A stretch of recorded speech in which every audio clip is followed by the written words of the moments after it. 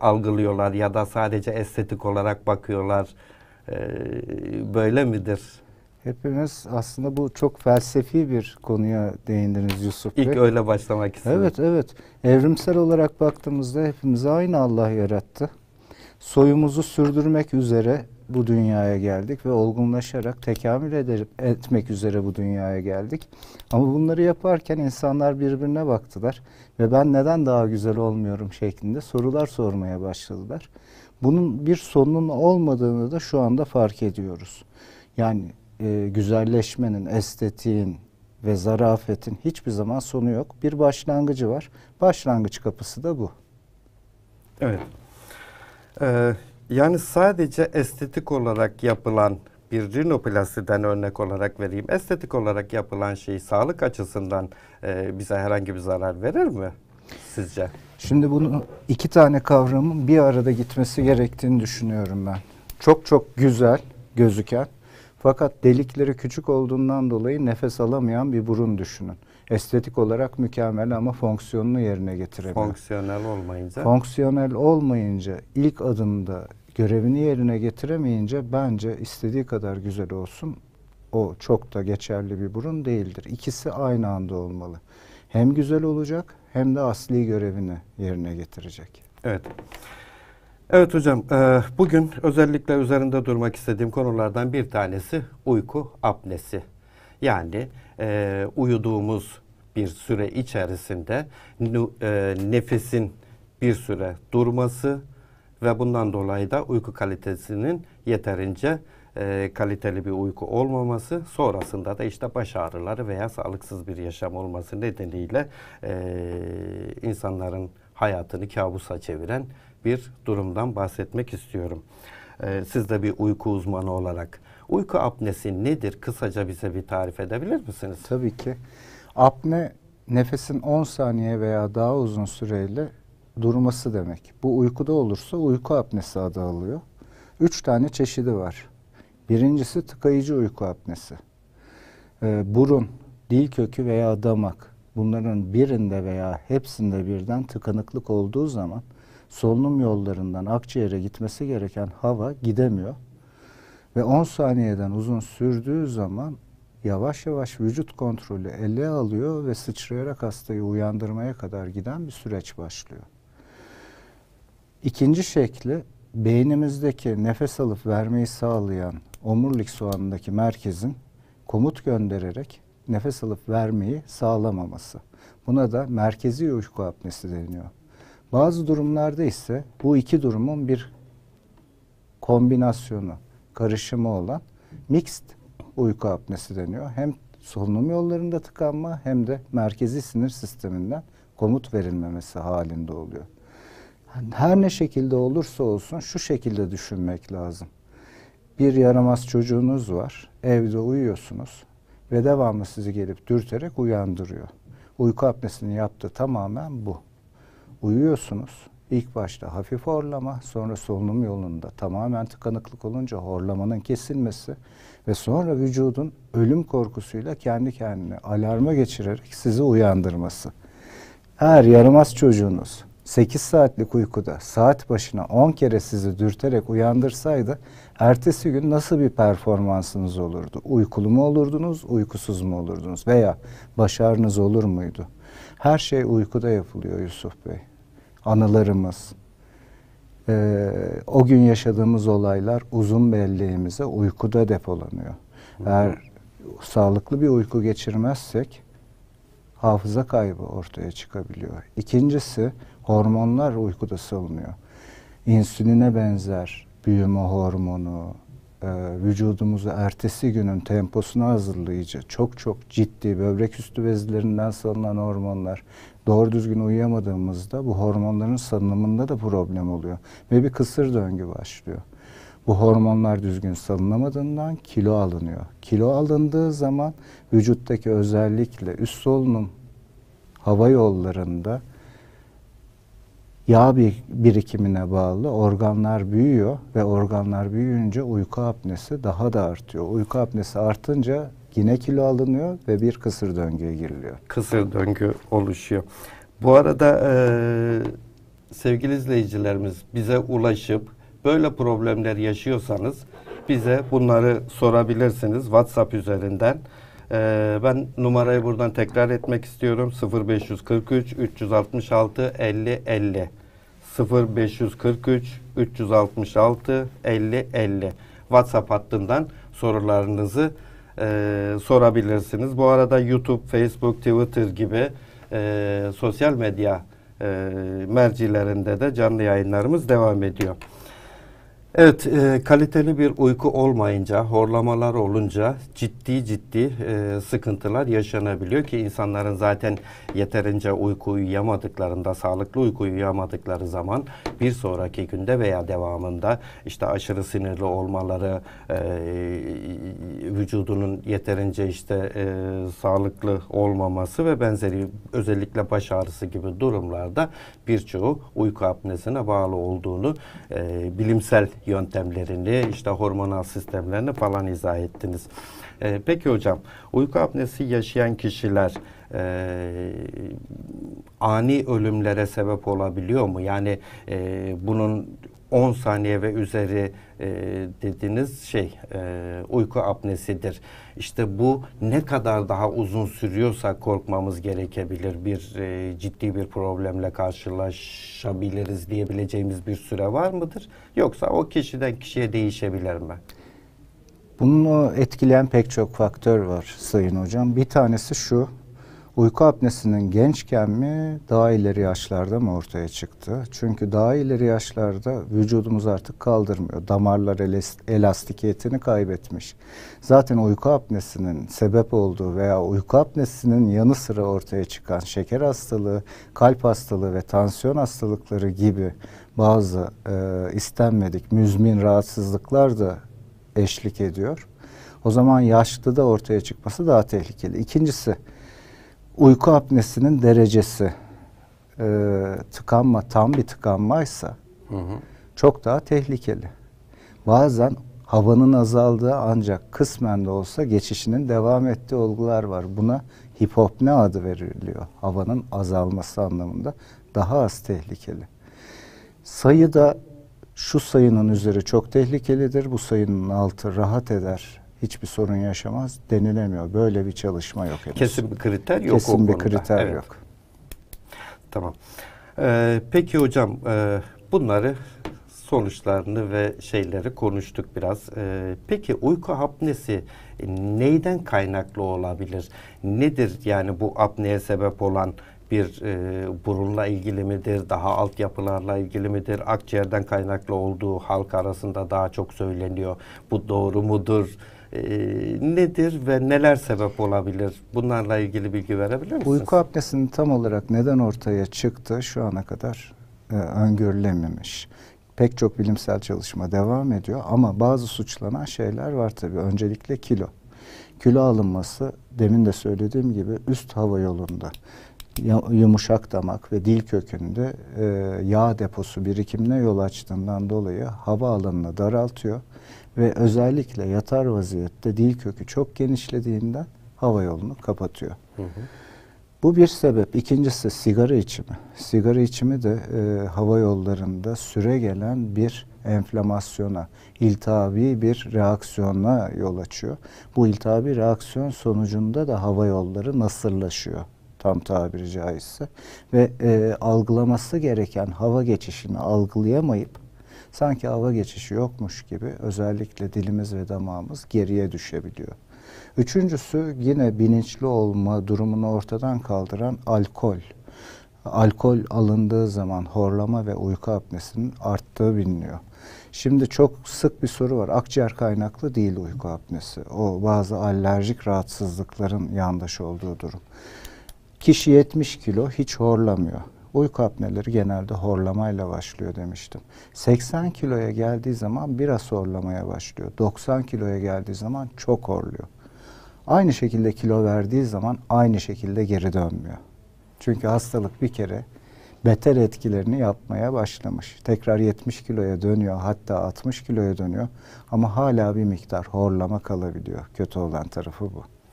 Yani suçladığımız şeyler var ama tekrar geriye döndüğü zaman o suçladığımız şeyler kilo örneğinde Evet. olduğu gibi tekrar zayıfladığında uyku apnesi kilo aldığında başlıyor ama verdiğinde tekrar geriye dönmüyor. O zaman farklı farklı sebepler de var. Evet. Peki yönetmenimizden ben rica etsem, bir tane görüntümüz vardı. Onun üzerinden uyku apnesini bu anlattığımız şeyler sonrasında izah etmek belki çok daha mantıklı olabilir. Ben rica edeyim yönetmenimizden. Evet. Arka planda geldi şimdi. Şimdi burada kafasını yastığa koymuş bir beyefendi fotoğrafı izleniyor. Orta tarafta burun, burundan hava yolundan mavi okla geçen çok güzel hava akımı gözüküyor. O hava akımı arkaya geldiği zaman damağa doğru ilerlediğini görüyorsunuz ama burada damak arkaya farenks duvarı denilen o arka duvara temas edip havayı tamamen tıkamış. Mavi ilerlemiyor, bakın mavi ok. Hemen o burnun altında ağızdan ilerleyen bir ok görüyoruz. Yine güzel mavi bir hava akımı.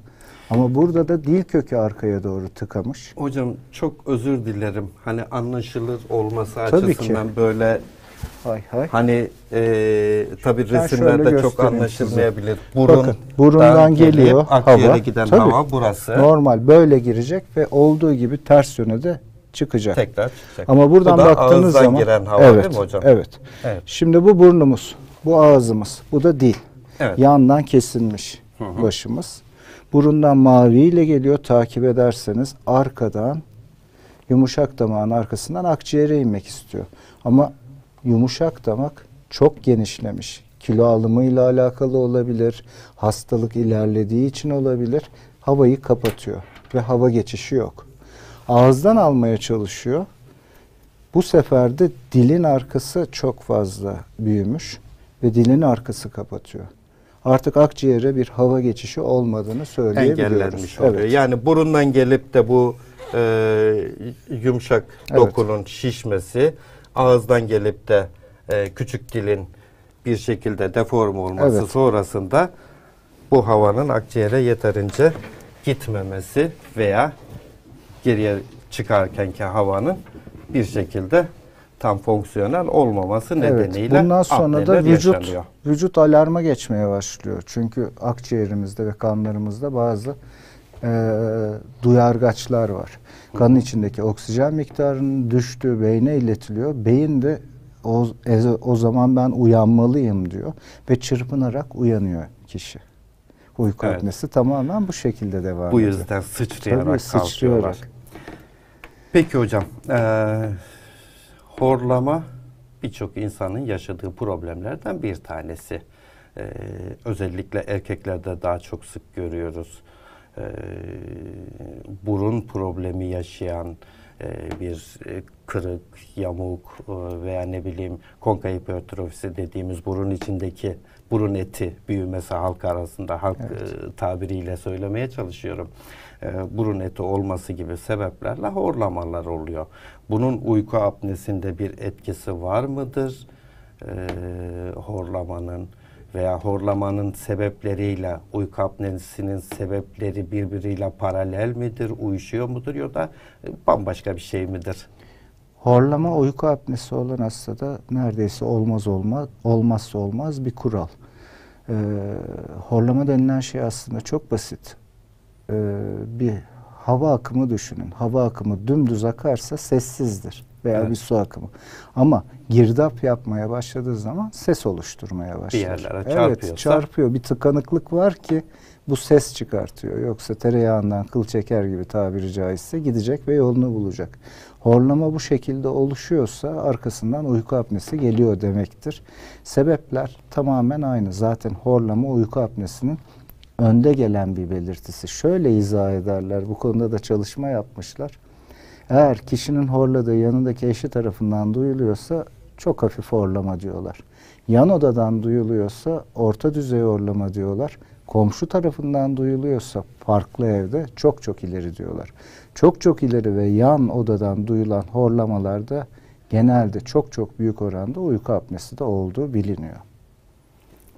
Evet.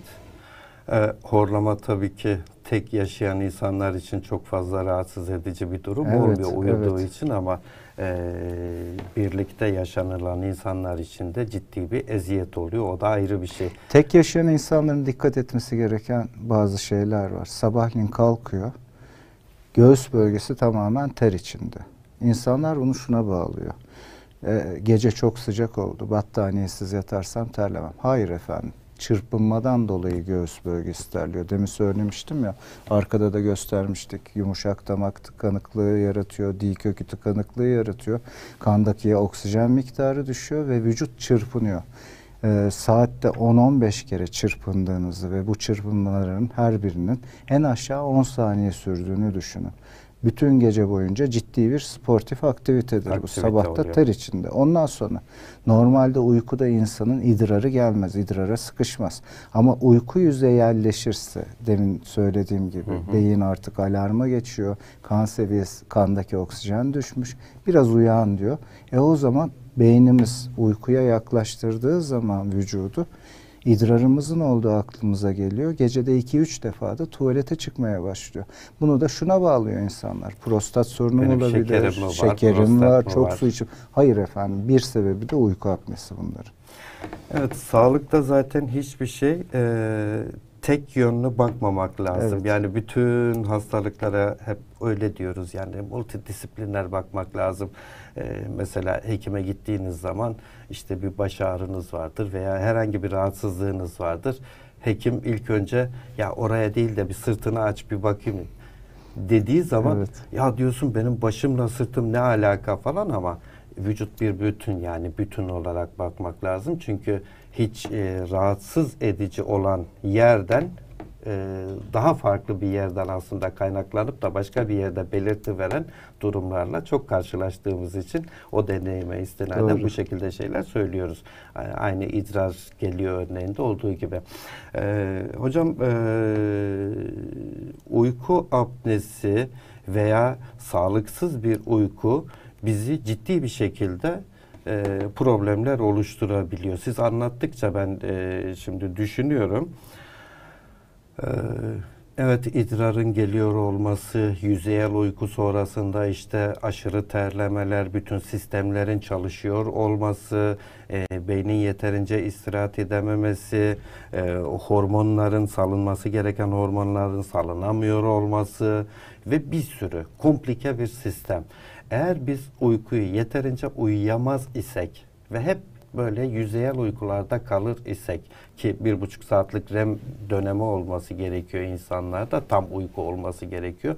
Bu REM dönemi de kesilecek olursa, yani tam sağlıklı uykuyu alamazsak ve uzun süre giderse bizi neler bekliyor olabilir? Ne gibi sıkıntılar olabilir? Kısa bir özet geçmeye çalıştım ama. Çok güzel bir noktaya aslında temas ettiniz. Uyku apnesi bu yönüyle baktığınız zaman kanserden daha tehlikeli ve kişiye de sorumluluk yükleyen bir hastalık. Kanserde sadece kişi ölüyor. Uyku apnesinde şimdi ülkemizin de aldığı bazı tedbirlerle ehliyet yenilemesinde uyku apnesi varsa uyku testi isteniyor. Uyku apnesi olan kişiye şoför ehliyeti verilmiyor.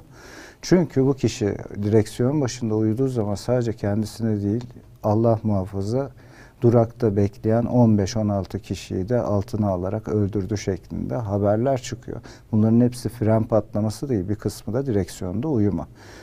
Kendi arabasındaki canları da tehlikeye atabiliyor. Amerika'dadır genelde bu tür araştırmalar. Türkiye'de istatistiki bilgi ancak gazete haber küpürlerinde bir süreye kadar tutuluyordu. Amerika'da son 20 yıllık trafik kazalarının istatistiki araştırmalarına bakmışlar.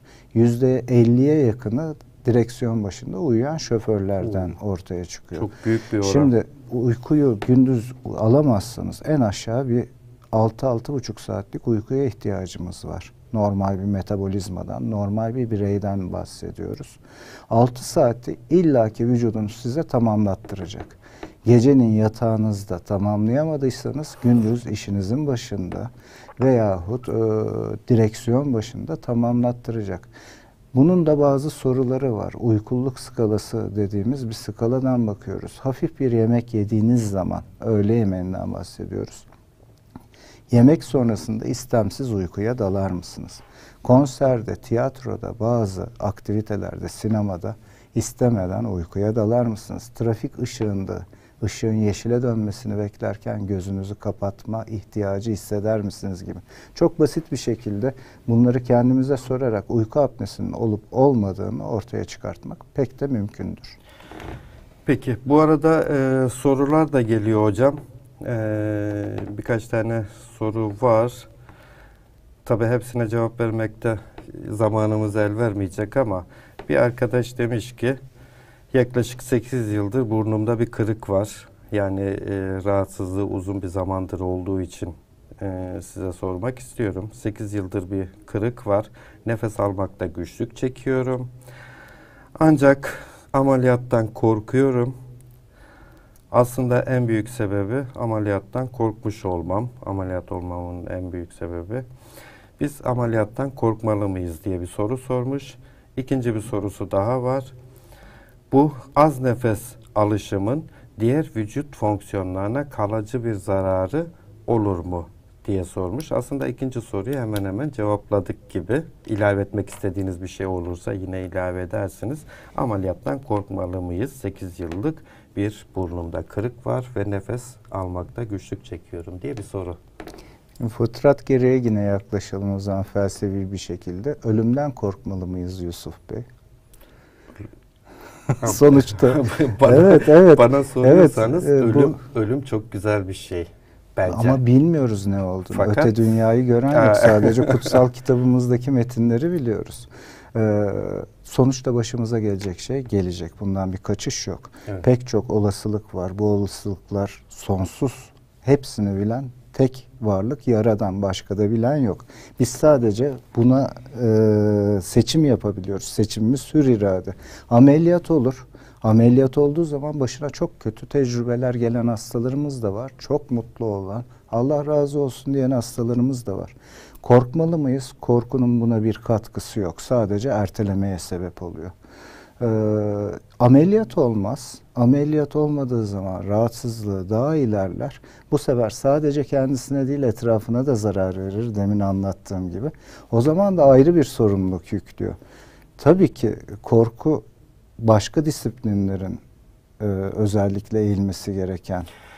Hocam bu durum. soruyu bence şu nedenle sormuştur diye düşünüyorum. Çünkü hastanede çalışırken de hastalara bakarken de ben acil hekimiyim. Evet. Orada çok karşılaşıyoruz. İşte branş hekimlerine gidip de ameliyat olmak gerektiği zaman öncelikle acil hekimlerine soruyorlar. Doğru. Biraz daha böyle iletişimimiz onlarla Kesinlikle. iyi, hastaları ilk gören kişiler ve yönlendiren hekimler olduğumuz için bize soruyorlar. Oradan biliyorum. Ya anestezinin bir riski var, işte ne bileyim masada kalabiliriz falan gibi birçok şeyler soruyorlar. Ben onu genellikle şöyle cevaplıyorum. Eskiden anestezide kullanılan ilaçlar biraz daha böyle riskli ilaçlardı. Şu anda neredeyse çok azaldı ve anestezi sonrasında anestezinin eskiden bizde oluşturduğu o ameliyat korkusunu veya bizim içimize yerleşmiş olan o korkuyu hala yaşattırıyor diye düşünüyorum ama şimdiki kullanılan ilaçlar çok daha zararsız diye biliyorum.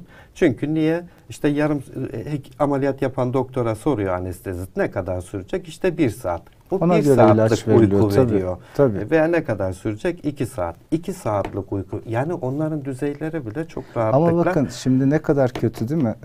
Hastamız sırf korkusu yüzünden sağlığından oluyor. Bunun en büyük sebebi de kötü örneklerin çok çabuk yayılıyor olması ama iyi örneklerin yayılmaması. Evet. Şimdi ben 1996 yılından beri hekimim. Ne kadar ediyor? 35 yıl mı? Yok 25 yıl. 25 yıl. 25 yıldır Allah'ıma çok şükür hiç hastamı kaybetmedim. Hı hı. Ne ameliyattan, ameliyat dışında tabii ki kanser ameliyatları yapıyorsunuz. Daha sonra hastalar ölebiliyor ama ameliyat masasında kaybettiğim hastam olmadı. Bununla beraber bu hiçbir zaman kaybetmeyeceğim anlamına gelmiyor. Elbette Böyle ki. bir risk var Elbette tabii ki. O zaman şöyle yanıtlayalım. soru soran arkadaşımızı. İsim yazmadığı için hitap edemiyorum ismiyle. Önemli değil. 8 yıldır burun kırıklığı yaşayıp da ameliyattan korkup ameliyat olmayan arkadaşa anestezi dolayısıyla ameliyattan korkmama gerektiğini, elbette bir riskin olduğunu ama o riskin çok çok düşük olduğunu söyleyebiliriz sanırım. Şimdi ilaç aldığınız zaman size bazı tahliller yapılabiliyor ama en basit aspirin her yerde satılıyor. Aspirinin prospektüsünü açtığınız zaman yaklaşık 4 sayfa şu da olabilir, bu da olabilir. Pek çok şey yazıyor. İnsanlar bunu içerken hiçbir tetkik yaptırmıyor ama biz ameliyattan önce anesteziye girmeden hasta en aşağı 2 sayfa tetkikle araştırıyoruz. Anestezi uzmanı muayene ediyor. Röntgenlerine bakılıyor ve daha sonra profesyonel bir ekip eşliğinde uyutulup uyandırılıyor. Hiçbir zaman hastamız yalnız değil.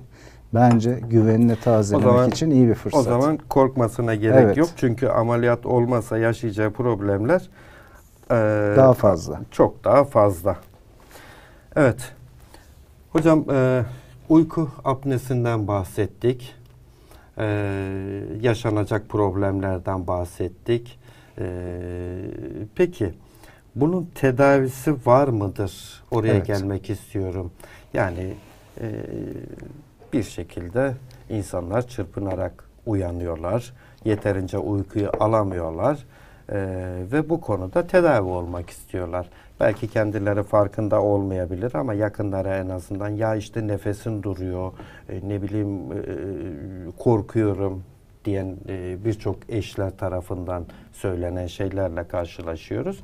Ondan sonrasında tedavi olmak istiyor bu insan veya tedavisi var mıdır yok mudur bilmiyor bile. Bir, nereye gitmesi lazım? Sadece doktor belki mi bulması gerekiyor? Hayır tabii ki. Yoksa nereye gitmesi lazım? Bir tedavisi, kesin bir tedavisi var mıdır? Ya da böyle biraz daha iyileştirici tedavi mi uygulanıyor? Şimdi en kötüsü bu hastalığa sahip olup hiçbir şey yapmamak. Bununla sözlerime başladıktan sonra uyku apnesinin şüphelendirici şeylerden bahsettik. Horlamanın yüksek olması. Biz uyku partneri deriz. Bu eşi olabilir, çocuğu olabilir. Kocam veya babam uykuda çok kötü, çırpınıyorsun, kötü bir şeyden şüpheleniyorum, bir doktora git şeklinde uyarabilir. Veya demin söylediğim gibi sabah kalkıp ter içindeyiz, çok fazla idrar çıkıyoruz, biz şüphelendik. Unutkanız, baş ağrısı var. Ne yapılıyor? Kulak burun boğaz uzmanına, göğüs hastalıkları uzmanına veya nöroloji uzmanına müracaat edilebiliyor. Bu 3 branştan da uyku hekimliği sertifikasyonu veriliyor. Kulak burun boğaz, nöroloji ve göğüs hastalıkları. Aynı benim demin incelediğim şekilde sorular sorulduktan sonra uyku testine yönlendiriliyor hastalar.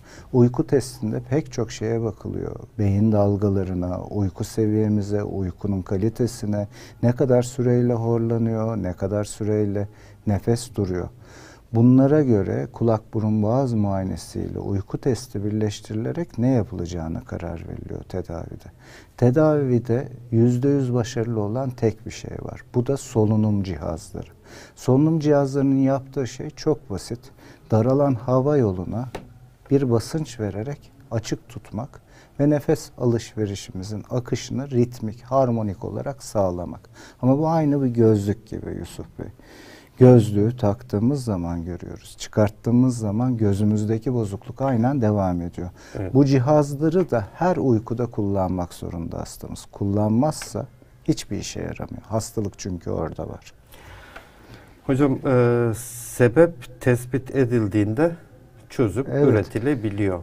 Ama birçok sebepten kaynaklı olduğu düşünülüp de kesin nedeni budur öyle bir şey yok.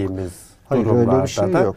Daha çok işte semptomatik tedavi gibi veya ne bileyim yardımcı tedaviler gibi. Bu yardımcı tedavi değil. Cihaz %100 tedavi. Semptomatik değil çünkü hastalığın neden olduğu tam olarak ortaya konulamadığından pek çok tedavisi var dediğiniz gibi ama bu cihaz aynı bir göz rahatsızlığı gibi kullandığınız zaman Ölümden koruyan bir cihaz.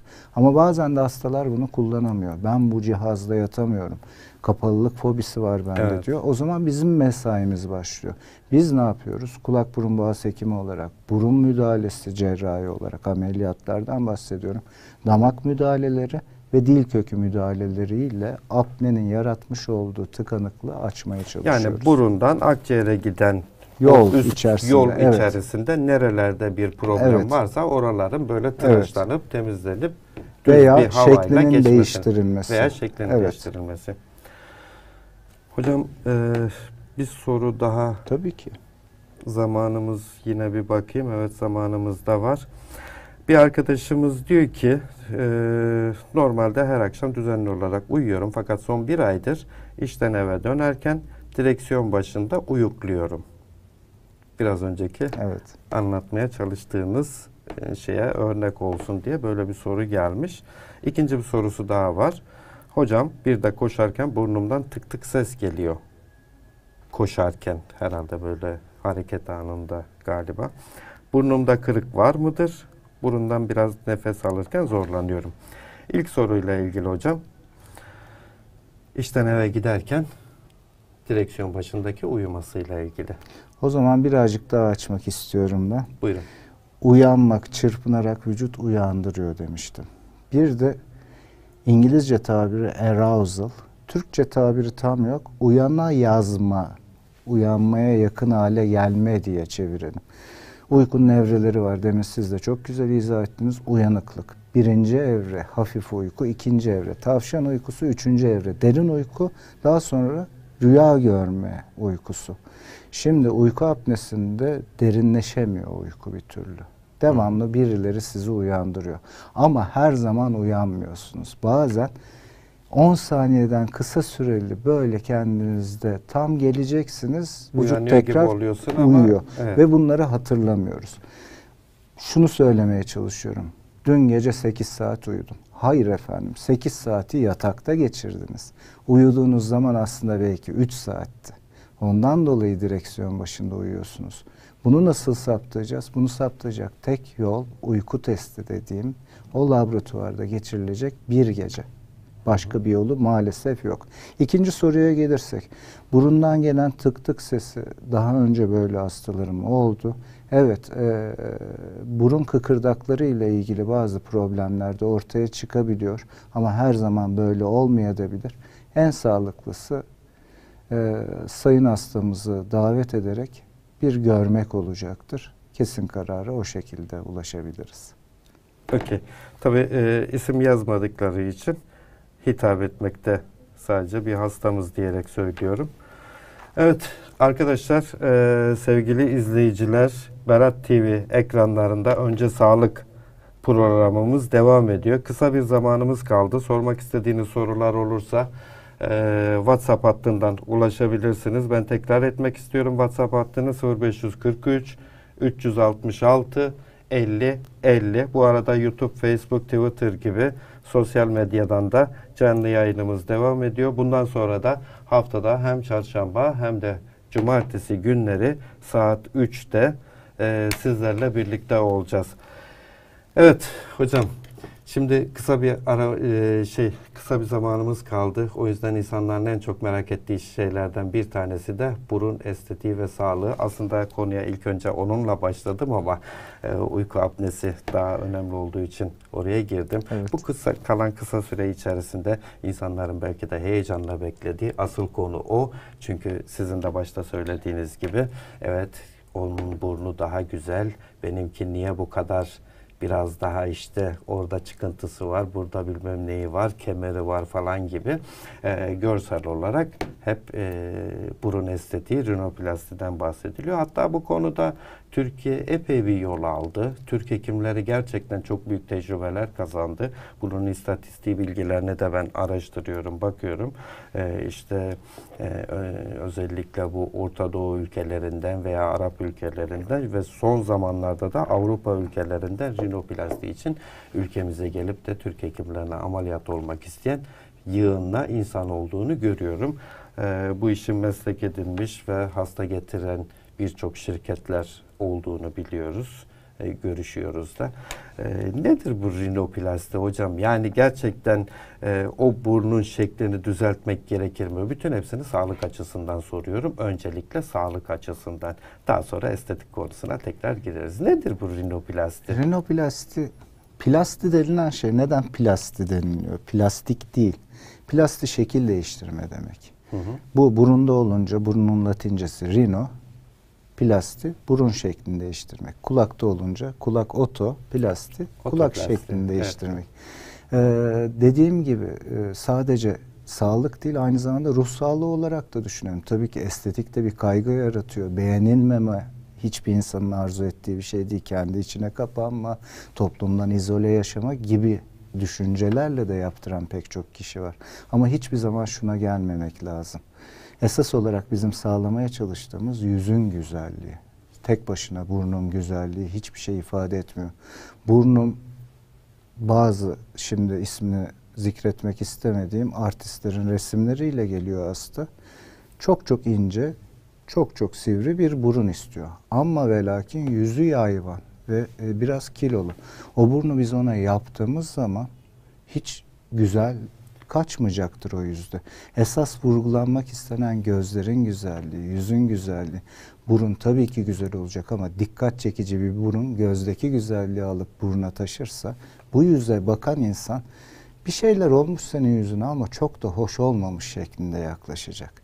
İkinci dikkat çekmek istediğim nokta, burnu çok güzel olan bir bayan veya erkeğin kariyerinde ilerlemesine burun güzelliği sebep olmaz. Yeni insanlarla tanışmasına ve izdivaç yapmasına da burun güzelliği sebep olmaz. Esas güzel olan ruh güzelliği. Birazcık da bunu öne çıkartmak gerekiyor. Kişi ne kadar kendiyle barışıksa arkasından gelen yüz güzelliğini o kadar güzel, sağlıkla kaldırabiliyor. Hep gördüğümüz bu şekilde Yusuf.